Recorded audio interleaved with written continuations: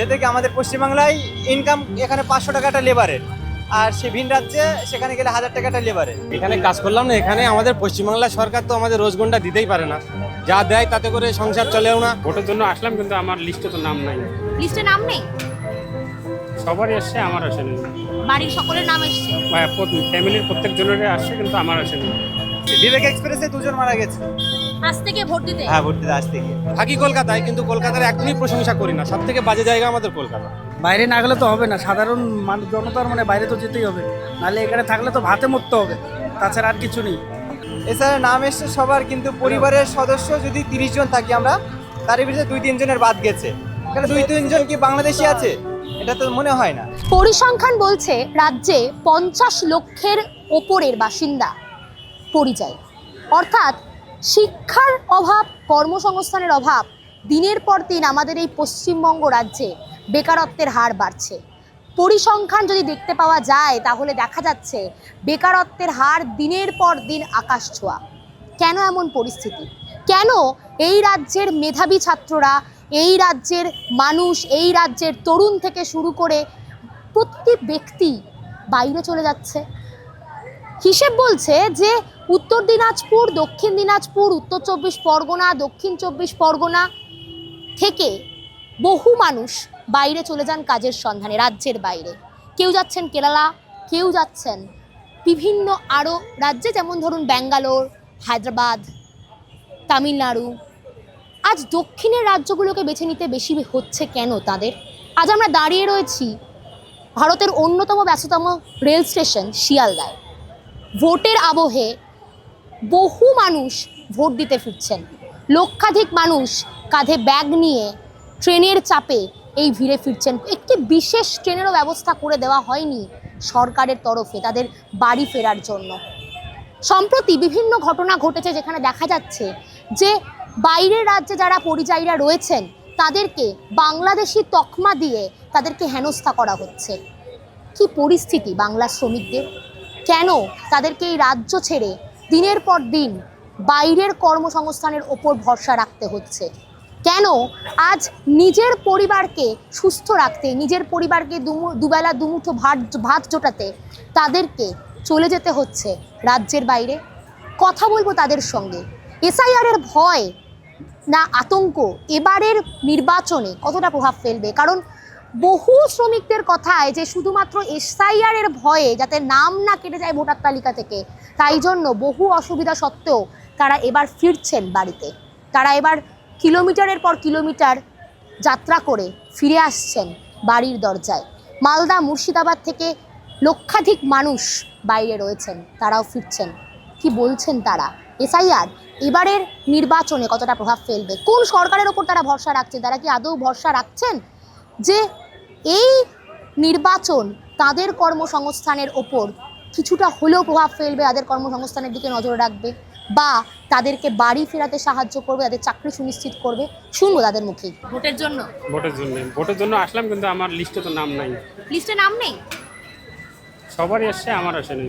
বাড়ির সকলের নাম এসছে? ফ্যামিলির প্রত্যেক জনেরই আসছে, কিন্তু আমার আসেনি। তাহলে কথা বলেছেন? ওখানে তো পঞ্চায়েত। তো হ্যাঁ, কথা বলছি, কাগজপত্র সব জমা দিয়ে দিছে আমার ভাই, কিন্তু নাম এখনো পর্যন্ত আসেনি। দেখি, কালকে মা বলছিল ফোন করে যে কালকে পর্যন্ত আসার টাইম আছে। দেখি যদি আসে। না আসলে কি করবো? এখন যদি ভোট দিতে দেয় তো দিব, না দিলে নাই।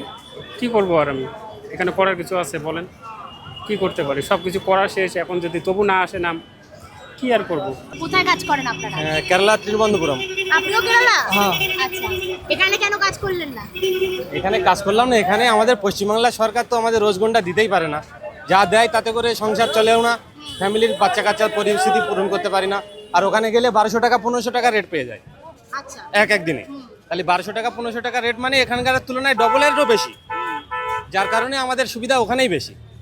থাকি কলকাতায়, কিন্তু কলকাতার একদমই প্রশংসা করি না, সব থেকে বাজে জায়গা আমাদের কলকাতা। কোনো রকম ফ্যাসিলিটি নেই, কোনো রকম সুবিধা নেই, কিচ্ছু নেই। এখানে সব মানে অসুবিধা সব কিছুতেই। এখানে কি আছে, কি করবো, কি খাবে লোকে, কি করবে আর কি খাবে? বাইরে না গেলে তো হবে না, সাধারণ মানুষ জনতার মানে বাইরে তো যেতেই হবে, নাহলে এখানে থাকলে তো ভাতে মরতে হবে, তাছাড়া আর কিছু নেই। বিবেক এক্সপ্রেসে 2 জন মারা গেছে। আজ থেকে ভোট দিতে? হ্যাঁ, ভোট দিতে আজ থেকে। আচ্ছা, কোথায় কাজ করেন? কেরালাতে কেরালাতে। আপনার বাড়ি কোথায় এখানে? বনগা উত্তর বনগা।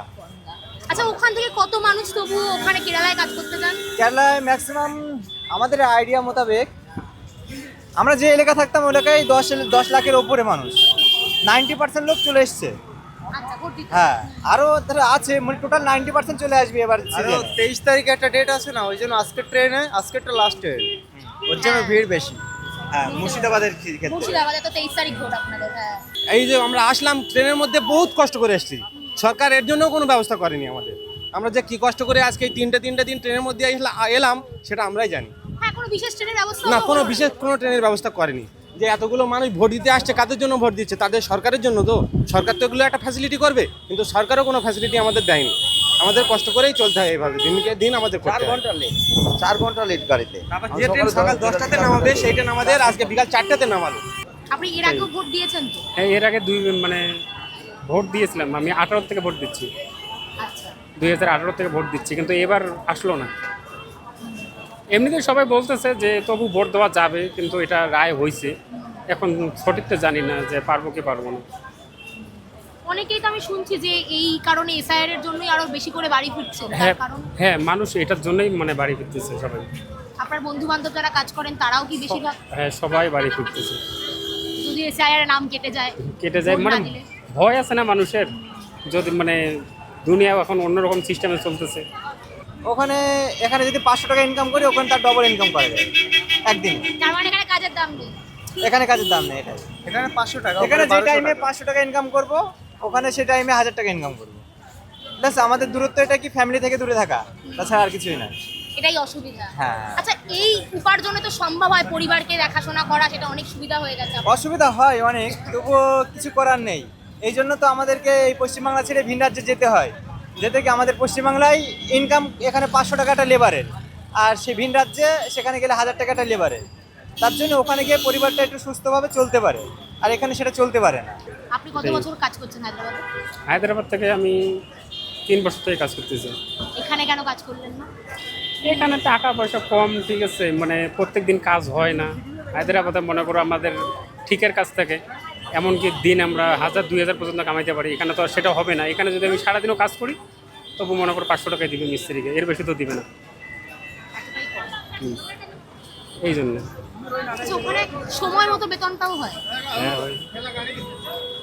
কোনো প্রবলেম হয় মাঝে মাঝে।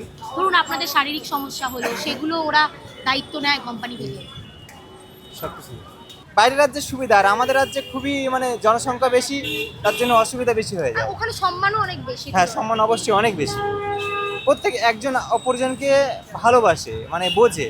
আমরা কিন্তু বাঙালি মানুষ, আমাদেরকে ঘৃণা করে না তারা খুব ভালোবাসে। এই জন্য তো 8-10 বছর এক জায়গাতেই আছি আমরা। আচ্ছা, বিভিন্ন জায়গায় এরকম ঘটনা ঘটেছে যে বাংলাদেশি বলে দাগিয়ে দিচ্ছে, সেখানে এরকম আমাদের এলাকায় কিছু হয় না। কোনো ইয়ে নেই ওখানে, কি হিন্দু কে মুসলিম কে খ্রিস্টান কোনো বোঝাই বড় দেয়, সবাই সেম। কেরালা সরকার আর রাজ্য সরকারের মধ্যে পার্থক্য? তাই তো না, সেটা বিষয়ে আমরা বলতে পারবো না। আচ্ছা, আপনারা 4-5 হাজার টাকা করে যে ভাতা শ্রমশ্রী নাম লিখিয়েছিলেন পরিযায়ী শ্রমিকদের, না, যেটা মুখ্যমন্ত্রী চালু করেছেন, কেন? আমরা বাইরে ছিলাম। মোটামুটি ওটা বাড়িতে থাকতে হবে, আর যেতে পারছি না বাইরে। না, বাইরে গিয়ে কাজ করবো, আবার এখানে এটা দেবে না তো, এমনটাই বলেছিল।